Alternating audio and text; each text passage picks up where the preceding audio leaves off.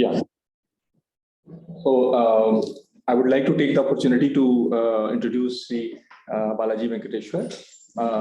Shri Balaji is basically working in cyber defense for more than 25 years and having expertise in the same.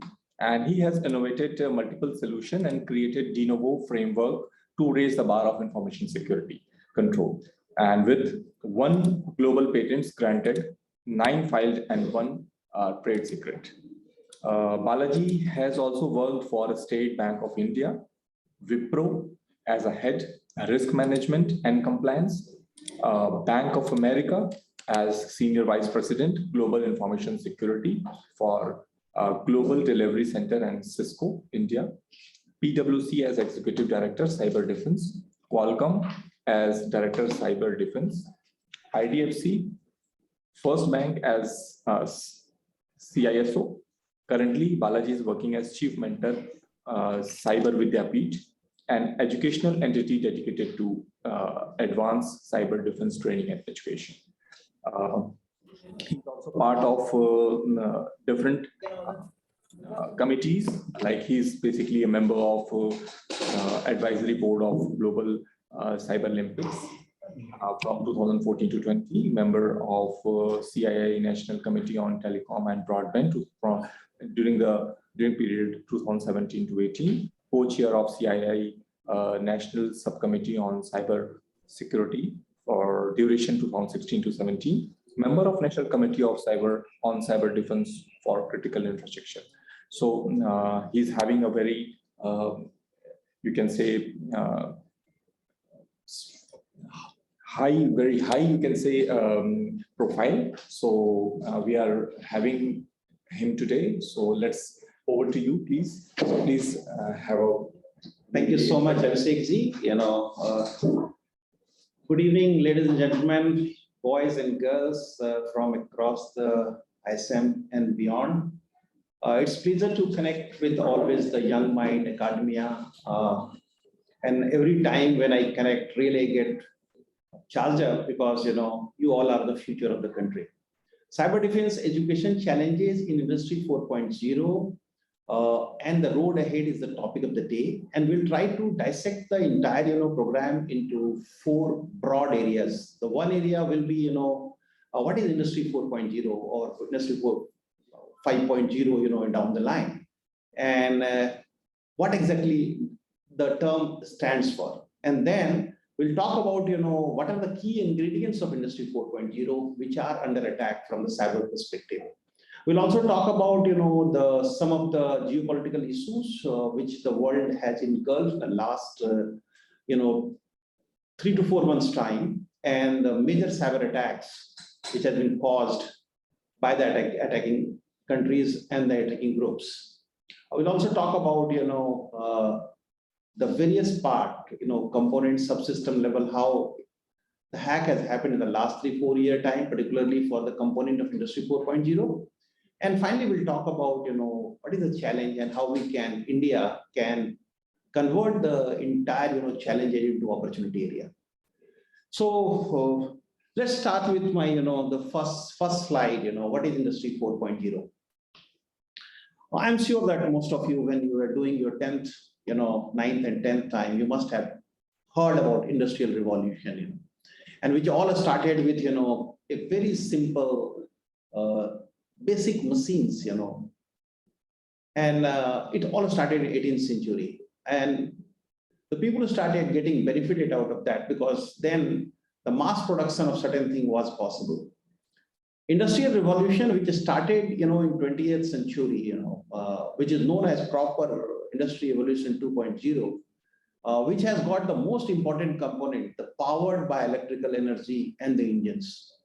Whatever car you are riding today, they were all transformed. Whatever the power supply system that you are seeing it today, they all started getting transformed in the shape which we are watching it today.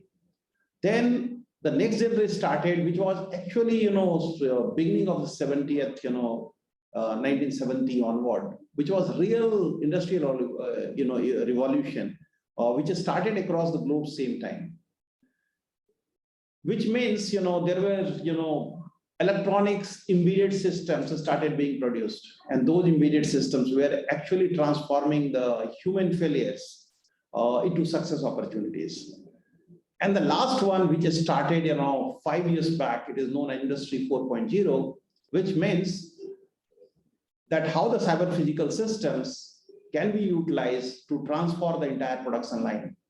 Can I do error-free using the machines rather than the man behind the machines? And this entire journey, if you look into the history of India, you will realize that, Industry 1.0, we were nowhere. We are in the clutches of the last lag of, Mughal Empire, and there was the country was absolutely devastated by many of the attacks, the wars, and it continued plaguing the entire country as a whole. Industry 2.0, which started in 2.0, which is known as 2.0, unfortunately, even that space we could do hardly anything out of that, because now Mughal were almost defunct, and the Britishers has come to the power. The Britishers wanted to use India for their growth and to use their, Indians' mind to convert, money and resources for the European world. And despite some bit of work had started happening in India, but it was almost in peace and will. There were a lot of, nationalists. There were a lot of, industrialists. They started, putting effort around that. And India, actually we have witnessed some bit of work around the industrialization in early part of the 20th century or last part of the 19th century, which all started with, if you know the city Jamshedpur, it has been founded by Jamshedji way back in 1918, and, in new generation industrialization started. But these were all, mechanized systems. There were no, intelligence built into the machines. The machines were able to produce based on the insight and inputs given by the human behind the machines. And it was not error-free. There were, if you look into the car which was manufactured in 40s or early part of 50s, many times they were recalled because the brakes were not proper. There were many accidents has happened, and and those failures could not be diagnosed by any mechanical system, computing systems, because those never existed those times. Industry 3.0, India has actually started utilizing that, and we started building the blocks. So we have created Bharat Heavy Electrical, Limited. We created heavy engineering company in Ranchi, and then all these industrial license, started getting powered. Can India do it in-house? Can I, instead of, borrowing everything from the outside world, can we do it? But at the same time, in the last 30 years time, we have also lost a lot of opportunity in that space, because China has become the key manufacturing hub, and we become dependent upon them. And that was a big problem, because India needed everything indigenous so that you can trust it. You have a computer, you have a mobile phone, but how do you trust? It is trustworthy. The answer is that they are not trustworthy. They have backdoors. And we have no control on them, because we don't know how to control the core out of the systems. You can shut down the machines, but you cannot shut down the special chip which has been designed to do a surveillance around it. And then suddenly the entire business in 2004 to 2014 time period started moving to China. We were the best lock manufacturer in the country. Suddenly, we stopped manufacturing that. And we have lost the market space which was available to us as an independent India. Industry 4.0 is here today, and we are in a position to place India as the Bisuguru, in the industry revolutions. And if you look into the last 5-day journey, and then I'll say that, why this is so important today, that Industry 4.0 is already here, and we have started making baby steps in that area. Last 4 days back, China has produced the last Apple phone. After that, no more Apple from China. And that's a great heartening news, because next, everything the Apple will produce, it will come from Chennai. That is from your own country, Bharat. And this is a significant move, which only says that India can do it. What you people have done, the academia in 1995, 1990 to 2000 time, you created the best of the breed talent pool in IT. Today, we rule the IT world across the globe. The reason is that we had the necessary talent pool, And we had the necessary trainers, the teachers, the mentors, the guide, the philosophers, those who were actually converted and saved this talent pool to the next generation talent pool for the world. You all speak English, you speak flawless English because your source of English has come from, the accent which are generated from your Sanskrit. Because our systems, irrespective of any part of the country you go, the source of that language is Sanskrit. And the Sanskrit is all phonetics based. Any other language across the globe, they are not phonetics based and they are very difficult to get access to any other language. If you are a Mandarin Chinese, person from China, for learning English for you is almost impossible. It's very difficult. It's very high effort intensive. And still you don't because your phonetics based system is not there. So you are unable to pronounce it properly. Luckily, you Indian and we Indians have the amazing capability to learn the new language. We have learned language, and it's very interesting to tell you. When I picked up my Russian language 10 years back, I thought it's so difficult to learn it, but I found that half of the language has been taken from Sanskrit. When I learned, Arabic, I found that many of those words that has come from Sanskrit, component. Learning, when I was learning, Persian, I found that Persian can be learned very easily because it has got direct connotations linkage with the Sanskrit. And I picked up those languages. And these language skills of many Indians is actually giving an opportunity because entire Europe having lowest amount of young population. If they want to take care of their old mass, they have to be dependent upon the Indian students. And this is an opportunity for us. And Industry 4.0, India is all geared to create next generation talent pool and next generation capability. And I'm very sure we'll become the world's largest manufacturing hub down the line.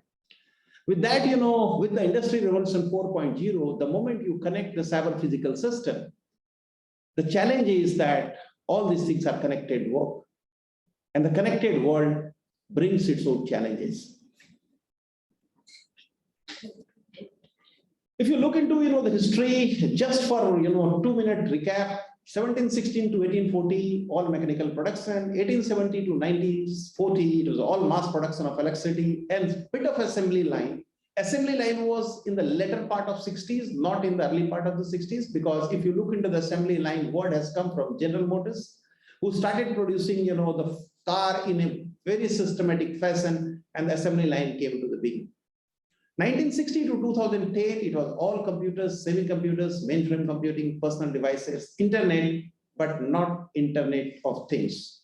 Okay, and 2010 onward, world has started moving in the world. If all of you are having a mobile phone, it used to be a dream for us 10 years, 15, 20 years back. Today, India is having 80 million mobile phones. And many of these mobile phones capacity, if you look from a performance perspective, they were far superior than many of the computers that existed in 1990 and 2000 time. But the moment you have got exponential power, extraordinary connectivity, attackers, the cyber attackers, they get the same pace access to your systems. And that is where the journey of cyber defense begins. So if you look into the Industry 4.0, these are the 6 building blocks, which talks about Internet of Things, cyber physical system that communicates and cooperate with others, human in real time by the internet services. Both internal and cross-organization services are offered and utilized by participants of the value chain. So these 6 building blocks, the builds on the digital revolution, is the most critical component of success of Industry 4.0. Second was ubiquitous internet. In the last 10-year time, if you see the access of internet, it has reached almost 92% of India's population has access to the internet today. And that actually provides the power to the last man on the earth. Such a big country, 140 million, crore people living in the, and 70% of them live in the village. They are having access to this, extraordinary computing capabilities. If your machine is hacked, possibly it has been hacked by a boy and girl from Godda, a city very close to you. No access to the computers, no access to IT, no access to the IITISM, no access to the teachers, no access to the language. but they have the capability to hack your systems. This is the power of, the computing, and the adaptive knowledge that, this society gets. Even the person who have never worked on the computers, they become the finest hackers on the earth. And then the industry 4.0 demands some bit of, artificial intelligence and deep machine learning capabilities. And these machines, which are actually driven by the machine learning, actually define the error corrections on its own with zero error or zero defect organizations. It does huge save of labor and, the energy cost, because they are very, very efficient. They produce things 1,000 or many times 10,000 times better than human beings. They are all interconnected. Everything is interconnected. There's nothing is left which is yet to be connected in the industry 4.0. And connected world, when you shake hand with others, you always feel that I have shook hand with others.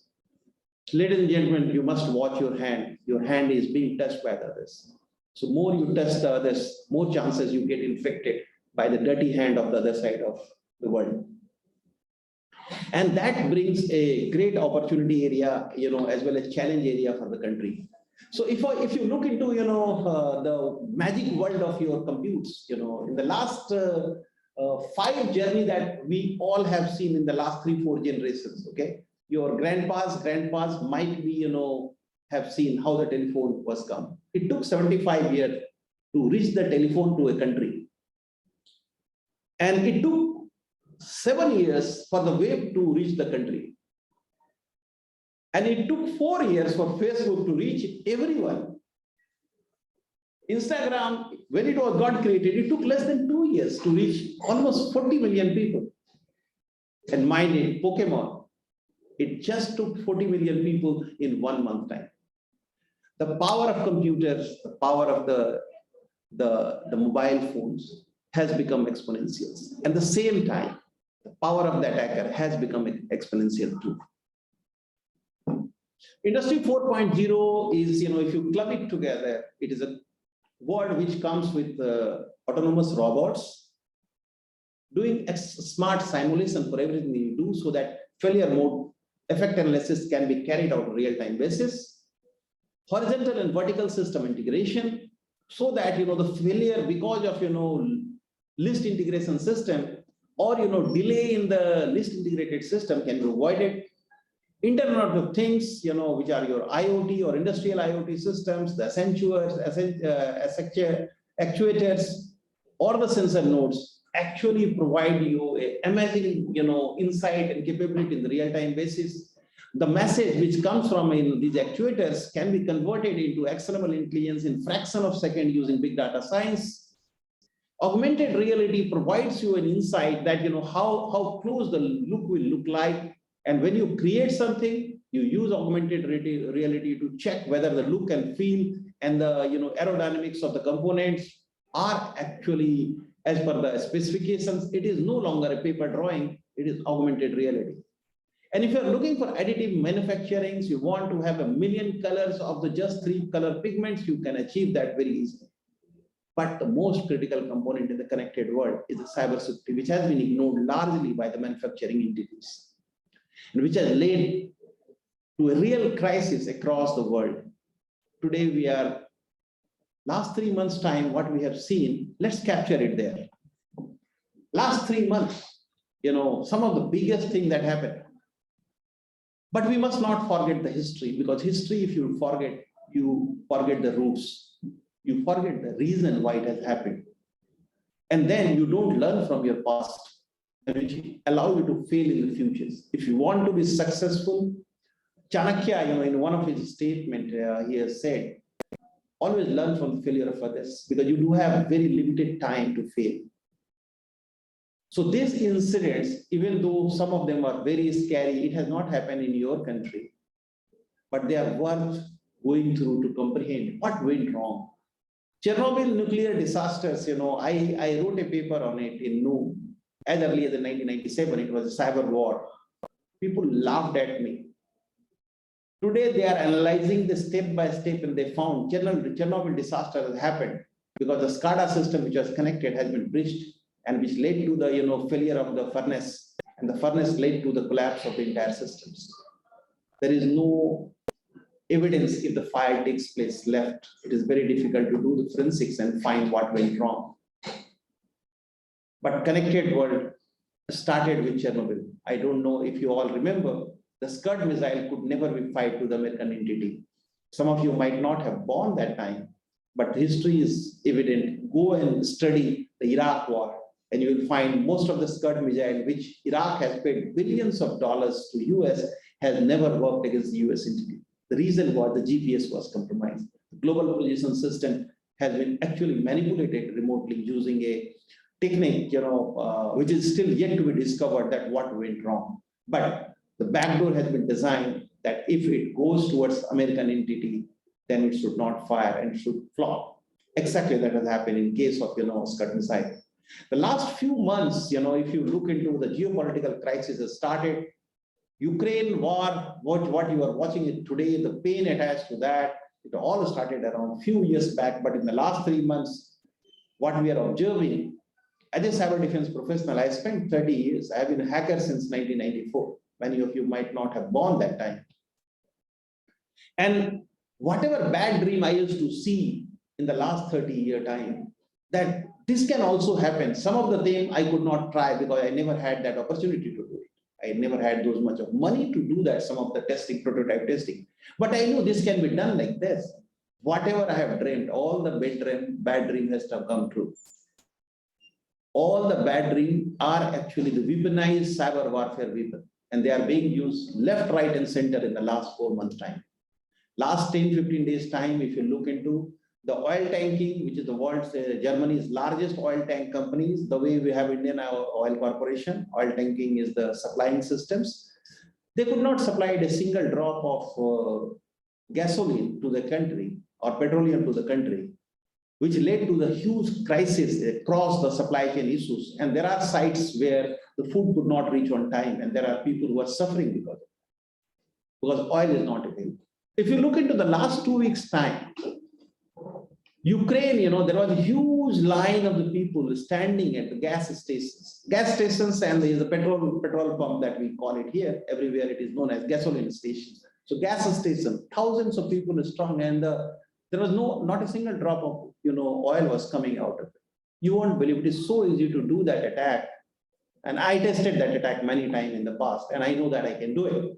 And somebody has already done it. People wanted to run away from the Ukraine, but there was no oil available for that.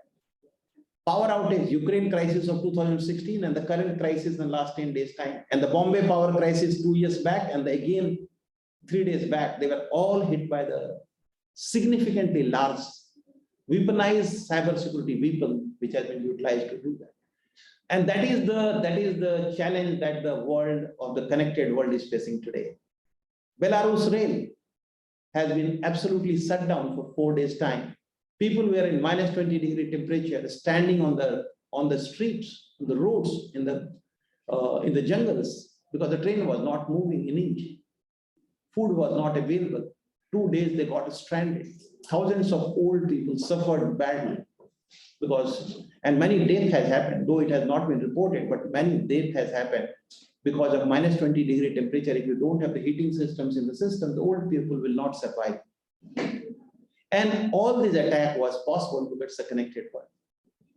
So you talk about rail, you talk about power, you talk about nuclear systems, you talk about gas systems, you talk about banking, you talk about internet banking, you talk about heavy engineering company.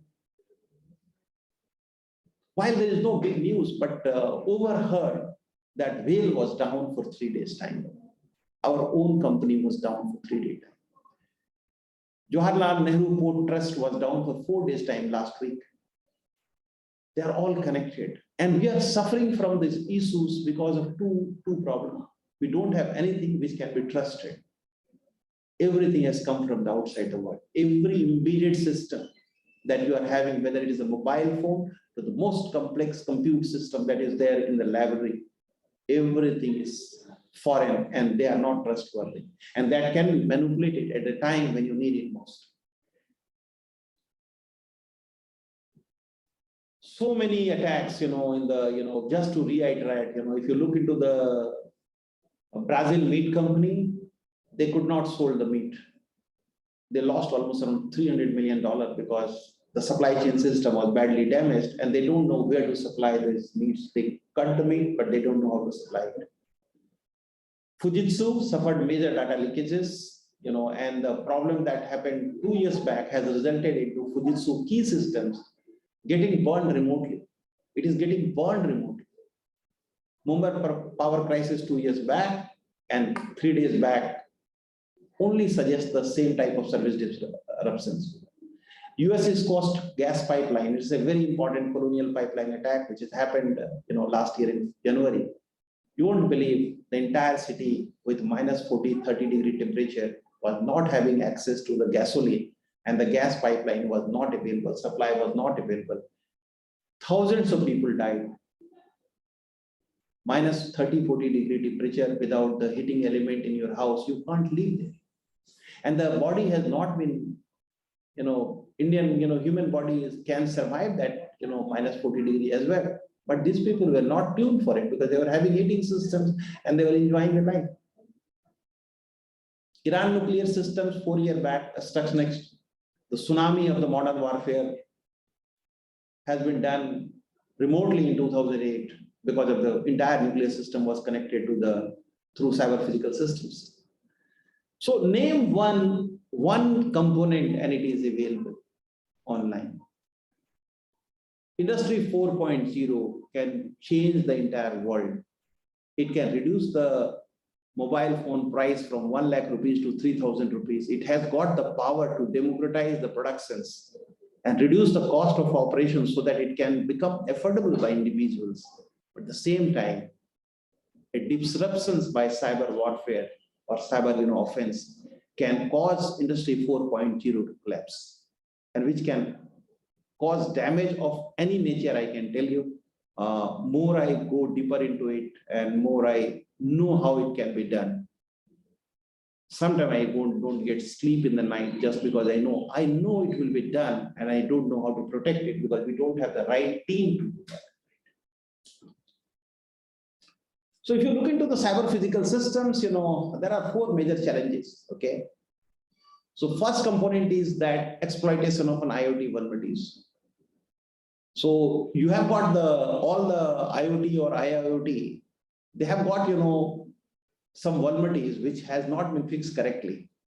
And that vulnerability can be exploited remotely because they are all connected. But you connect it because you want to connect it for getting the maximum benefit out of it. But at the same time, it can lead to the collapse. If you look into the story that I shared with you about the nuclear power plant of Iran has been hacked, what exactly went wrong? First thing that went wrong was their monitoring system for the video cameras. First video camera has been hacked. Now, these are all embedded devices. There is no log generated for that because these logs were not there for correlations to predict there is a potential failure there, it has been hacked. Because when the IoT components has been embedded in these embedded devices, security has never been in design premise. Now there is no logs available to know whether my system has been hacked. They could never come to know that these machines have been hacked. Now this machine was hacked 1.5 years before the actual attack happened. So 1.5 years, they had significant amount of video logs available to really test which part of the systems are most critical, more critical than others. What is the flow? Which place is the most damaging components are there? Which part of the factory you have the furnace, blast furnace? And then every movement that was happening inside the NAND plant of Iran has been monitored remotely. Then they came to know that all the scientists and all the key leaders, engineers, they used to do the huddle next to the blast furnace every day between 9 to 10 a.m. in the morning. And it used to happen 7 days a week, even on the weekend, because they wanted to build the nuclear capability and they had only few years left. Now, those who were actually the adversary, they wanted them not to make the nuclear capabilities. And they knew that if we don't do something now, they will have the nuclear power, they will become nuclear power 4 years down the line. So there were 2 ways you can dissolve that dream. One, kill the most important scientists that they have. but he was a protected person. He could not be killed. More than 65 scientists has been killed in Iran. It is a reported incident, okay? And not only reported, it has become the story now. There are books, from the Mossad operations. If you go and have a look of it, you will find how these 65 people are killed to derail this entire project. And I'm sharing Iran story, but it happened same with us also. More than 400 scientists have been killed over a period of time. The moment they came to know that we are going for cold fusion, scientists related to cold fusion has been eliminated. This is how, ladies and gentlemen, this is how it happens. Whether it is your house or somebody else's house, the entire covert operations to disrupt you becomes a part of the life. Now, suppose India becomes the most important place of the manufacturing using Industry 4.0 and 5.0 down the line, next 2 to 3 years down the line. The world will, those who are your adversary will try to hit you hard so that you don't become the superpower in manufacturing. China has lost the trust. There is a significant amount of trust deficit between China and the world. Because what has happened in the last 2 years' time, the biological warfare, it all started from China. China and Ukraine was the place where the coronavirus has been created. Pfizer has filed the first patent in the year 2010. And the word of that patent, if you search, it is in the public domain. It is, if you go to the USPTO office, website, you will find it. They filed the patent in the name of COVID-19 in 2010. How the word COVID-19 was there in mind unless it was supposed to be created? So, if you are, China has lost the opportunity in the world game plans. They can't send their one employees because those who have gone to the other side of the world, they become the secret agent for them and they work for their country. So there is only one country who can save this world from this crisis is India, because still we follow dharma and we follow the systems. The trust is very high. You give me a work, I do with best of my skills, and I'll do it absolutely with highest degree of honesty. If you look into some major attacks in the last 4 years' time, and it is good time to really have a look of it, in terms of what can go wrong. So there was, for industrial control system, which is a part of your industry 4.0, for energy sector, there was a Quampir's, rat virus and Samoon analogs, which were actually hitting the ICS systems, which was actually going beyond the control of the individuals. Because industrial control systems, many of those machines which had been created 10 years back, they were not ready for cyber attacks. You can remotely burn those machines by simply doing the manipulation of the embedded systems. 2020, another major attack has happened, solar winds, which is nothing but a supply chain attack. But solar wind is all the attack on the, was on the software systems. Think about the hardware system. Solar wind attack, you can still diagnose because at the level where you can have the data available with you to analyze. But what happens if the hardware, you have got a supply chain issues? You are absolutely lost.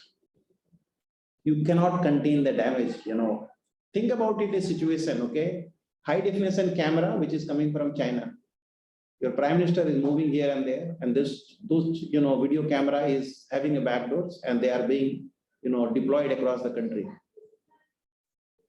The prime minister's movement, inch by inch movement, can be monitored by those camera, and China can do a targeted attack on him.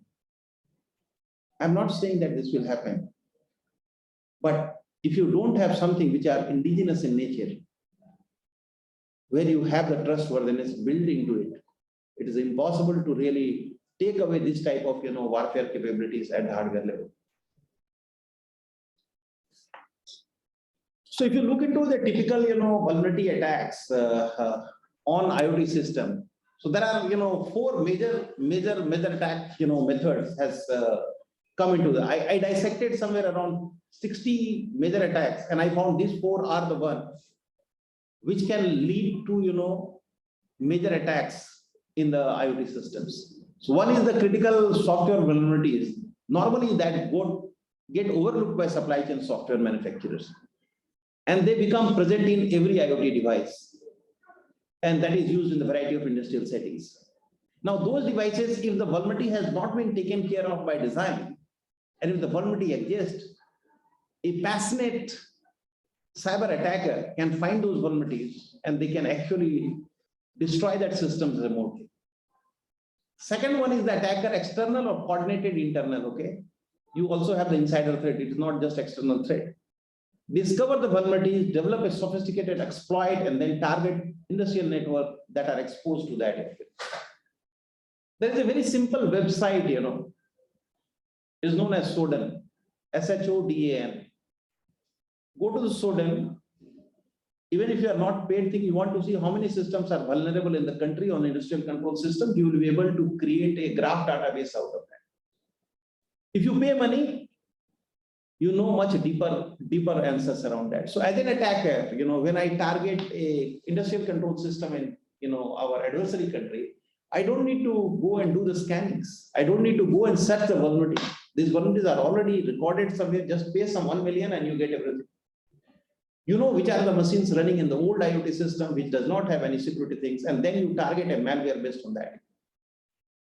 A successful exploitation of vulnerabilities enables infiltration into the multiple industrial OT networks, and you can actually dislodge multiple industrial OT networks same time, and you can do a coordinated attack and you can bring country to the standstill. Think about it. If the power is not available for 10 days time, what will happen? If oil tanking, like attack happens in our systems,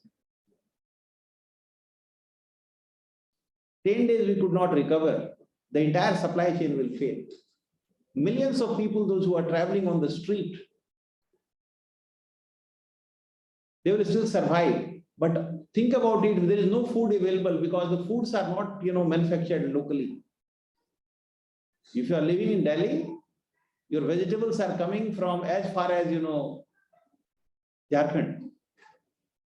Now, if the gasoline is not available, your railway system is not available, you will not be able to move these things, and there will become a crisis conditions.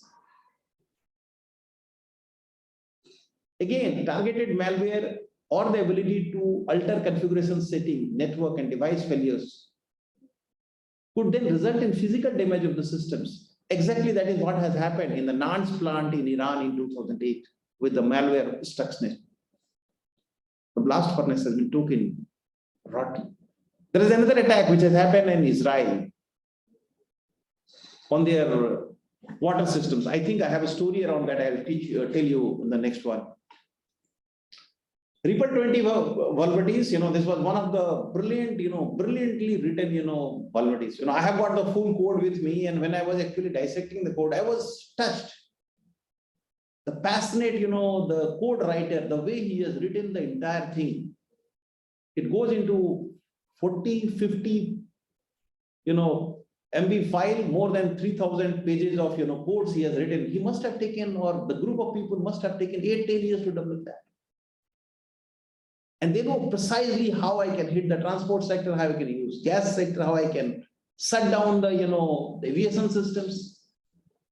I don't know whether you have read the story 2 days back. British aviation was totally at a standstill. They could not take off a single flight because their core system, which was actually doing the guiding of these machines, was not available to them. They lost almost, they have not declared it, but underground world, this information is they lost almost around $6 billion, worth of money in just 3 days of, strike on the systems. Water facility in Israel in 2020, April, there was a problem with the SCADA system there. What went wrong? You will not get much stories around that. But this water facility was using actually bleaching agents for cleaning the water. With the help of, the weakness of the vulnerability that has been found, they use the cyber physical systems to generate more amount of, bleaching agent into the water, which means the water has become poison. If the, Israelis consume those waters, possibly, they will be able to kill thousands or 100,000s of Israelis at one time. Luckily, they had alternative channel of, information gathering. They used to test the water through alternate channel, which was not connected to the cyber physical world. And they found, and they used to correlate these information using the data science. And then they found that these two informations are not matching. So there is something wrong. And they stopped the water supply altogether. It would have been a disaster if they would not have, because they know how to live their life. I don't know whether we have the similar systems in our place, but if similar attack happens, we will not be able to contain the damage and millions of people will die out of that.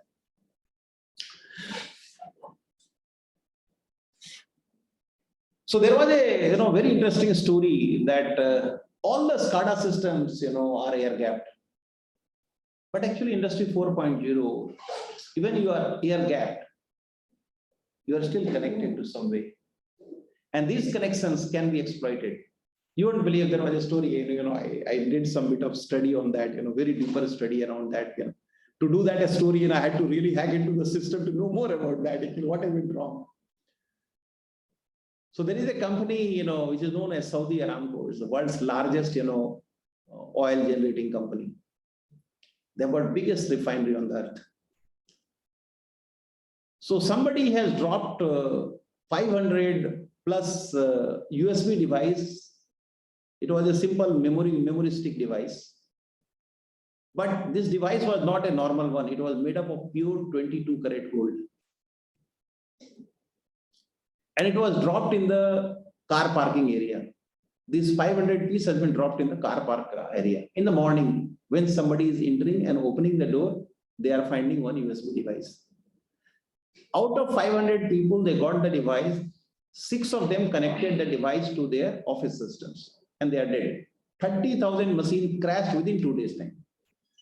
The production has been shut down for almost around 19 days' time, which has increased the oil price from $56 per barrel to $79 per barrel within 10 days' time. Because there was a significant demand and supply mismatch, which led to this collapse. So even in the air gap systems, you have means, ways and means how to enter. I'll give you another example of air gap system. I don't know whether you understand the air gap system or not, because you are too young to understand that. But now suppose if you have a compute system which is not connected to internet, can you hack into that system? So there is a well-researched capabilities around that, and many countries are doing. There is only one country who is doing more than others, is Israel. And if you want to know more about air gap system and how to breach that, there are more than 600 papers are there from Israel Haifa University, and many of them are in public domain at higher level, so that you know the risk attached to that. And you won't believe there are more than 65 methodology through which you can break into systems. GPRS signals, every mobile smartphone has got GPRS signal. Every machine that is there, GPRS machine can actually influence the signals by purging some extra bits into it, and they can damage the systems altogether. And it has been tested as a prototype many times, not one time. So I'm very sure that some people must have actually built that sort of capability to really penetrate the OT systems with that.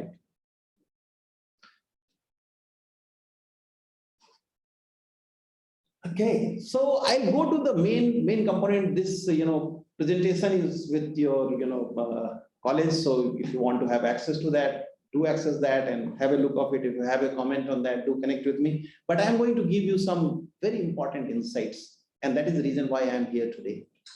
And I'm here today in person, thanks to the team IITISM. They gave us an opportunity to get this program executed out of your building. So this is the real challenge. The challenge is that we create a significantly large workforce in IT area, but we are absolutely deficient so far cyber defense workforce is concerned. And it is a concern not only for us, it is a concern all the way to the Prime Minister's office. In the Parliament, a report has been submitted that we require 10 lakh cyber engineers today. Okay? But can we as a Indian can convert this crisis into an opportunity? And I think there is an opportunity ahead of us. We need to just stretch our legs and hands, understand the opportunity, start driving the very strategic drive to convert the crisis into an opportunity. Every crisis comes with an opportunity. I tell you, ladies and gentlemen, the way that every crisis comes with a world war, I hope you understand the statement. Every time there is a flu, large scale pandemic, always followed by a war. All last 100 years, if you look into the history, First World War, there was Spanish flu, then there was the Second World War, there was another Spanish flu, and the Third World War, which is already going on around with us, it is a COVID-19 flu. So every crisis followed by a disaster, like a world war. And there is a theory around that. And if you want to read more on that, read some German theories on this topic. That's very, very interesting. I was reading one book on yesterday night, written by a German author, Simon. And I was touched that his theory says that every time there is a major crisis across the world and the economy suffers, the war will happen. Because those who are less powerful, they will try to become more powerful during this time. So today we are under the real crisis. Is not only the workforce crisis, we are under attack, ladies and gentlemen, we are on attack on a daily basis. And I tell you, those who are handling these attacks, they are under immense pressure. They don't get sleep, they don't get food sometimes. I'm talking about certain, the Computer Emergency Response of India, the entire team, hundreds of them are actually going without food because attacks are so rampant every day. That is very difficult to really manage it without them. And we have limited resource pool to really fight this crisis and convert that into an opportunity. If you look into the, what is the crisis and how big it is, let's understand this. World needs 3.1 million, cyber engineers right away. Michael Page, world's largest, HR consulting firms, talk about this. If you look into the Michael Page, the next part of the report, it says 30 billion opportunities are there in 2019. It can grow to $100 billion opportunity in 2025. Straight away $100 billion opportunity. And those who will create a more talent pool like this, if they can bridge this gap, you'll be able to get $100 billion opportunities. By 2025, the world will be needing around 7 million people. In Asia Pacific alone, we'll be needing almost around 5 million, 4 million people. And more than 10 million people will be required by the world. Even Americans and European populations try to create this much of child, they won't be able to produce it. If somebody can produce this, only India. And there is a statistics behind that actually. We have a significant, cyber defense challenges. We don't have anything which are indigenous. We don't have our hardware. We don't have the softwares. We don't have our own Python. We don't have our own Java systems. We don't have our own .NET. And trust me, each of these components which I named, it has been created by Department of Defense in US. And they have been bugged by design. And I have got more than 65 papers I published that, there is a embedded, design failures in this documentation, and it has been created for a purpose. So every program that you use it for programming, those programming component comes from Department of Defense in US. And when you write a program, it is a human readable codes, but machine does not understand that. They require a compiler to convert human readable codes into action, so that machine understand that language and then convert that into action. The challenge is that if the compiler is in control of somebody else, what particular signal will be sent to the machine is not defined by you. You write, you go 10 steps ahead, and it will send you, you go 10 steps back, and they can create a disasters. We need indigenous system 100%. There's no question asked on that. And we need made in India. We have already lost the battle before it is fought, because every system is foreign and absolutely not trustworthy. You won't believe, in 2004, I cried in front of a minister and I said, look, I know everything can be hacked. Why don't you people do something now? Not much of change had happened in the last 20 years' time. Now, after all the effort, Government of India has put 70,000 crore for making India's first foundry. But by the time your first computer will come, the third world war will be over. Because the first computer, if you start creating a foundry today, it takes 10 years to create and mature that process. Organizations like Global Foundry or TSMCs, they are far, far ahead of us. They are precise. And you know who run those foundries? They are all Indians.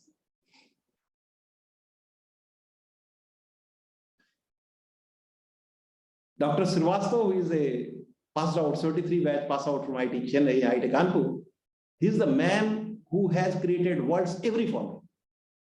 He wants to contribute back to the country. At the age of 73, he still wants to contribute, but we could not take the benefit. Now he's going to chair the entire foundry, capabilities in India. Sanjay Jha, another, gentleman from IT Madras. He's alumni of IT Madras, and he was the chairman of, Global Foundries. He was also chairman of CEO of Motorola. When I was working in Qualcomm, you laugh at me, almost 100% patents was being done by Indians. 100% patent. Not a single patent was being done by a US person. Not a single by a Chinese guy who was working with us. 100% patent was being done out of Chennai. We don't have a skill gap, and we know that we can cover that portion very easily. We have to just think through it that there is an opportunity with us, and we have to enable the change. And this change can be enabled only by doing a significant amount of training and education program to create next generation cyber warriors. And it requires multiple intervention. 2 years back, AICT has actually implemented a BTech degree in cybersecurity.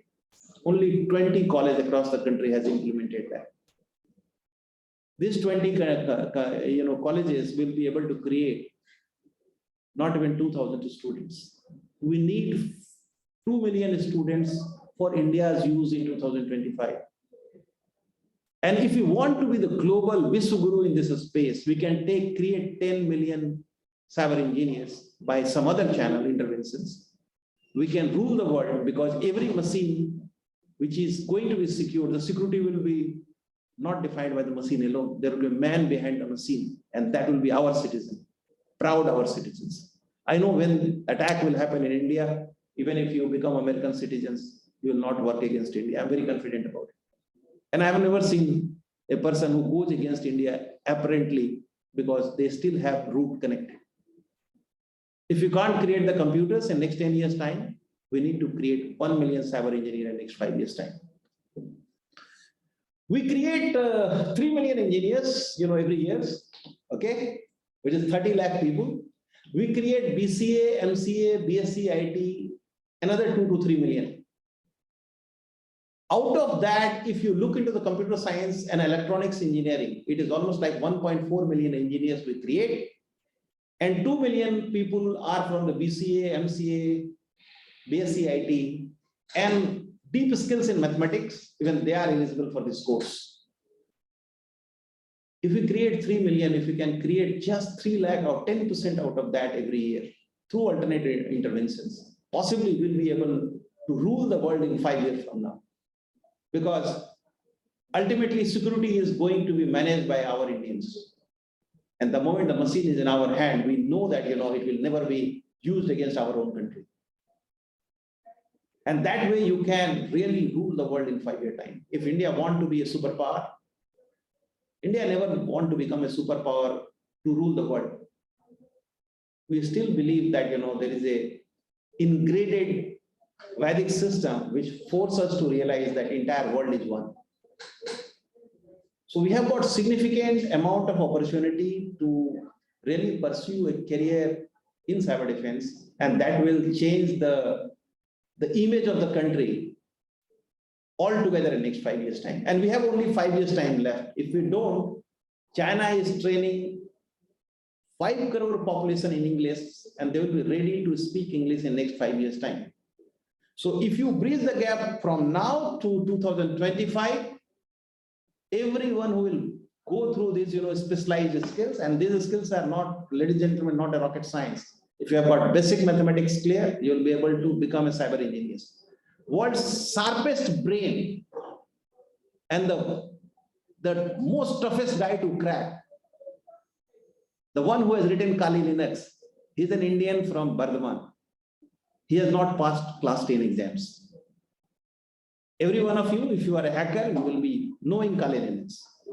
And the entire kernel and the entire Metasploit component has been written by that guy. And that's the reason the word Kali has been given. Think about it. We have the capabilities, we have the knowledge, we have the wherewithals. Only thing is that you need to think there is an opportunity ahead of you. If you are in reading engineering, in 1967, when the India was going through a large scale infrastructure project, every civil engineer who has been created, millions of them, they wrote the history and they become a history in themselves. Opportunity was there and every civil engineering graduate was being a job. Today, 90% civil engineers, they don't get job. It's the reality. How many takeoffs are there for civil engineering now in the last 4 years' time? Almost negligible.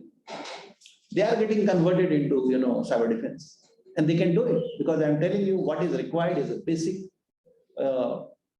brain modeling, which all of you are capable of. There's nothing great in it.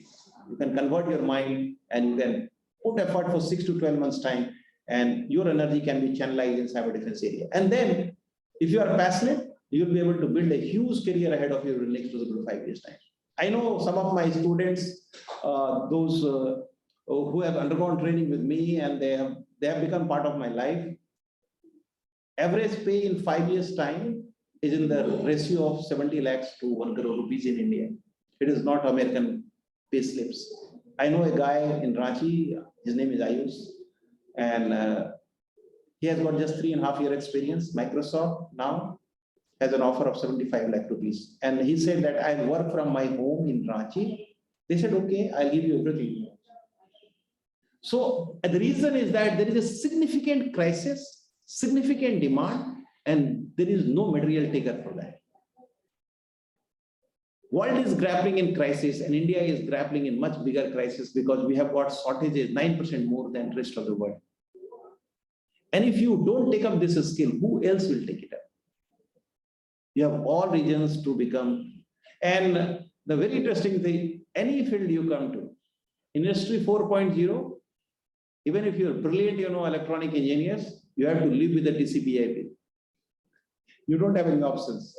And so long there is a TCP/IP, you will be attacked. So you have no choice. Even if you are an electronic engineer, you have to learn.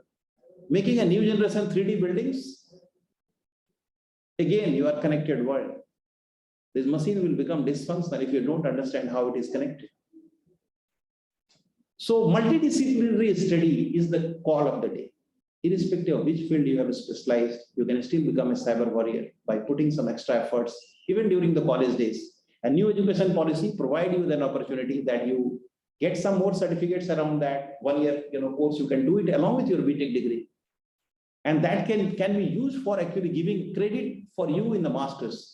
2-year master's course you can finish in 1 year if you have done this post-graduation diploma in cyber defense with a NIRF 100 certified entities. You will be able to use those credit to really reduce your time to it. If you want to do the course now and you want to earn this certificate 5 years down the line, government says 10 years, you can still get the credits. That is the new education policy. So there is a crisis and there is a huge amount of opportunities for us, okay? India has all the potentials and be the savior of the world. You don't need to save the world. You will become the only savior of the world because nobody else can produce. India has the potential to be the world leader in cyberspace, and the young mind like you need to come to that space, okay? India can take $100 billion opportunity by 2024 if you can bridge the gap. With that, I put a pause. Thank you so much. I know I'm 5 minutes more, but thank you so much for being with me this evening, and all the best, and look forward to seeing you as a cyber engineer. God bless you. Thank you, sir. First of all, I would like to be very, very thankful to you because you've traveled to Dhanbad and you are talking to us in person. And this whole event that we've been organizing for about, I think, five months or so, the idea was to make cyber awareness something that people looked forward to. So this was the whole idea of starting this this iteration. We are going to have some 5 or 6 more talks. I think it would be great if you can be with us at least once more, and if possible, why not? a few more times. First of all, any questions from the audience? If you have any questions, please go ahead.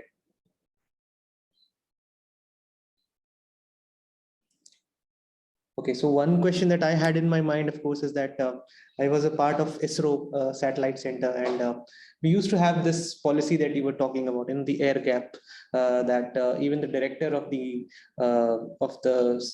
center was having a kind of a hardware switch on his table, where the intranet was completely segregated from the internet. So there was a physical switch that the director will have to use in order to go to the internet. And we used to have just like one system in every department where the internet would work, and the rest of the system was completely segregated. And we were actually banned from taking in mobile phones, pen drives. So it's like, things are coming back to me. So one question that, of course, I can now put forward to you is that probably even these kind of systems have vulnerabilities that could be. Look, there are two components. So one is that, how to take the malicious code to the organization. So if you are really air gapped, really air gap means there is no connectivity available. Still there is a risk. And I'll tell you the reason. If you have a laptop, air-gapped laptop connected with the, your SCADA network, okay, or decision control system network, and if you have any Wi-Fi nearby, you don't need to connect the Wi-Fi. You don't have right to connect. If there is a Wi-Fi signal anywhere traveling across those machines during the range, okay, and the range is 1 kilometer, okay. The Bluetooth, the range that you are getting in your mobile or other system, it is 100 meters. But actually the Bluetooth has been tested for, because I was in Qualcomm and I have got some visibility on that. It has been tested for 1 kilometer. So what they do there are dual channels in every system. So the second channel, without your knowledge, will connect to the nearest, broadband or nearest, Wi-Fi signals. All the Wi-Fi communications software and the similar, seamless machines are already embedded in the system. Okay, and they are in the control of the bits machine, basically, connectors where all the BTS systems that mobile signal connects. So those can be connected. So that is one way of breaching it. Second one is that, if you are having an insider who can take some, devices and connect to the system, and insider threat, that, how difficult it is to do that, because thorough search happens, everything is done, you are physically scanned, X-ray is done. But yet, the issue has been breached. The park has been breached. It has been detected. Yes. Later on. So Stuxnet, even though it was an air-gapped system, it has been detected on almost 35 entities in the critical sectors. So I think, the key element is that unless you have a system which are indigenous, trustworthiness is almost negligible. That is always a challenge.